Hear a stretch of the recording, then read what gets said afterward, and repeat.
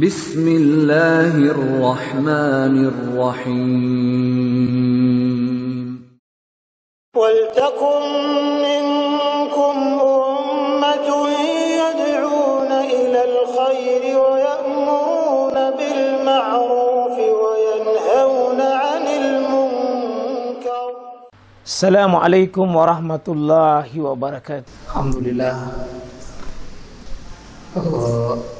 para ikhwah fillah wa akhwati fiddin rahimani wa rahimakumullah jami'an insyaallah. Di kesempatan kali ini kita sampaikan kembali syukur kita kepada Allah. Sungguh-sungguh kita bersyukur. Nah, tidak ada ruginya syukur ini. Tidak ada ruginya kita berusaha tambah syukur, karena pasti Allah akan tambah terus nikmat-nikmat. Berapa besar kemampuan kita untuk mensyukuri nikmat Allah, seberapa besar itu pula lah nikmat ini Allah Subhanahu wa taala akan tambah. Berinteraksi dengan Quran, dengan tadabbur di kitab Qawaidul Hamsin, ya, kita akan mempelajari kawaid Quraniyah, pokok-pokok kehidupan yang sumber dari Al-Quran, yang oleh penulis, oleh Syekh Profesor Dr. Umar Abdullah Al-Muqbil hafizahullah ta'ala. Beliau memberi 50 rumusan kehidupan dan sangat bermanfaat sekali, ya, sangat bermanfaat sekali. Sampai sudah banyak juga para ulama di dalam mensyarah kembali kitab ini, ya, terutama para santri-santri yang dekat dengan Quran, para penghafal Quran ini. Saya kira mutlak mesti diajarkan, disampaikan pada mereka bagaimana Quran ini memandu hidup kita, bagaimana Quran itu membimbing hidup kita. Jadi kita tidak sekedar membacanya, menghafalnya, tetapi yang paling penting bagaimana kesiapan kita berdialog dengan Quran, terbuka hati kita dengan Quran, kita siap dan lapang terbuka untuk Quran mengarahkan kita lebih baik.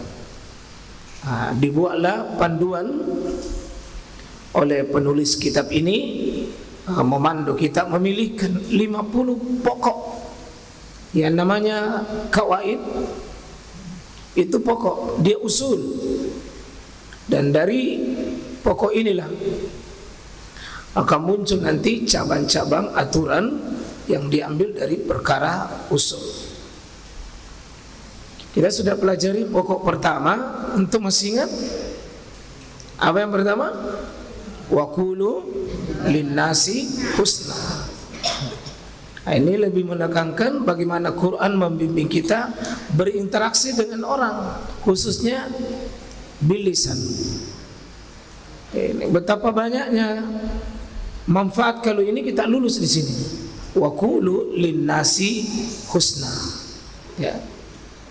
Betapa banyaknya kebaikan yang muncul dari kaidah yang pertama ini. Ya. Sebagaimana Nabi SAW mengatakan, wala tatakallam bikalam, jangan sampai kalian berkata sebuah perkataan dengan perkataan itu anta taziru yawm, suatu saat engkau meminta menyesal dan ingin menarik kata-kata tersebut. Ya, jadi Quran ini memberikan panduan besar bagi kita, Pak. Besar sekali. Ya, betapa besarnya hidup kita ini tergantung dengan kata-kata. Hampir semua interaksi kita dengan orang itu dari pagi sampai siang, sore, malam ini kata-kata, dan itu rumusnya wa antakulu alal nas wa antakulu wa qulu linnasi husna.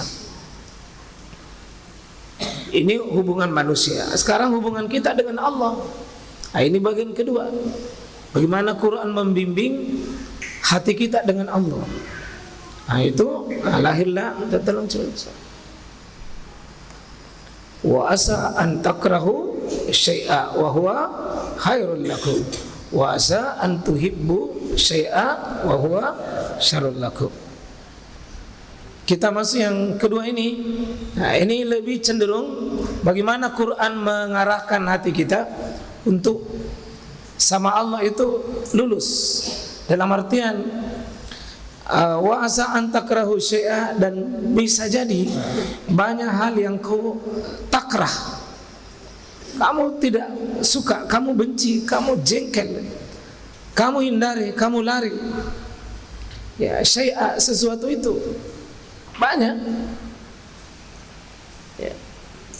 Wa huwa khairul lakum, akan tetapi dalam ilmu Allah, dalam takdirnya Allah yang kita tidak tahu, dia khairul lakum, itu yang terbaik. Nah, kalau ini masuk menjadi keyakinan bahwa ada sesuatu yang kita tidak suka, segera Allah sedang memprogram saya untuk menuju yang terbaik. Mungkin sekarang ini pahit, tapi kau ditelan dia akan jadi baik, jadi obat. Jadi kalau antum hari ini ada sesuatu yang tidak baik dalam kacamata kita, ya, jangan langsung berputus asa, jangan langsung sampai pada sebuah kesimpulan itu jelek. Kata Allah, wa huwa khairul lakum, itu kebaikan. Ini baru lidah Pak ya. Sekarang kita mau melatih bagaimana ini masuk menjadi sebuah keyakinan, betapa prinsip ini dan menjadi kaidah pokok dalam hidup. Karena mulai dari pagi saja ini sampai ini maghrib, banyak yang kita tidak suka. Contoh, puasa Senin Kamis. Senin tadi kan kita lapar-lapar, kita tidak suka. Haus, kering tenggorokan, tidak disuka. Tapi dalam pandangan syariat, khairul lakum, itu yang terbaik. Sebentar malam qiyamul lail, ya. Bisa jadi kita tidak suka bangun jam 3, jam 4. Tidak suka. Karena nafsu kita senang santai, tidur, berleha-leha. Nafsu kita suka. Tapi dalam pandangan syariat, wa huwa khairul lakum, itu yang terbaik. Bahkan hampir urusan-urusan yang disenangi oleh Allah, ya ikhwah, dalam pandangan syariat itu hampir nafsu tidak suka. Karena itu kalau kita berada dalam kategori syubhat, ragu, tapi keraguan kita dengan muncul perasaan nafsu tak suka, ulama menasihati jangan mengambil yang diikuti oleh nafsu. Oh, nafsu tak suka, dalam keraguan itu tinggalkan. Ya, banyak yang kita suka, tapi sebenarnya itu sebaliknya di sini. Wa asa an tuhibbu syai'a wa huwa syarrul lakum. Dan betapa banyak yang kalian suka, berjuang mati-matian, mempertahankan, membela, kejar target, tapi setelah didapat menyesal. Karena itu syarrul lakum. Bagus sekali rumus ini, Pak. Kecurian, takrahu syai'. Sakit, takrahu syai'. Kehilangan, takrahu syai'. Kematian, kebakaran, musibah, takrahu syai'. Ditolak jodoh, takrahu syai'. Tidak naik-naik kelas, takrahu syai'. Termasuk mungkin penghafal Quran, ya, mungkin tidak suka. Kenapa di juz 2 ini tertahan terus tidak mau bisa naik-naik? Lama sekali. Bisa jadi Allah inginkan kita banyak pahala di juz 2 itu, sehingga dengan mengulang-ulangnya, mengulang, Allah inginkan kita lebih banyak pahalanya mengulang, sehingga Allah belum berikan kemampuan kita untuk menghafalnya. Ya, cuma kalau tidak naik hafalan, yang tongki semuanya, semua juz kita bilang, mungkin Allah suka saya di sini. Usaha dulu.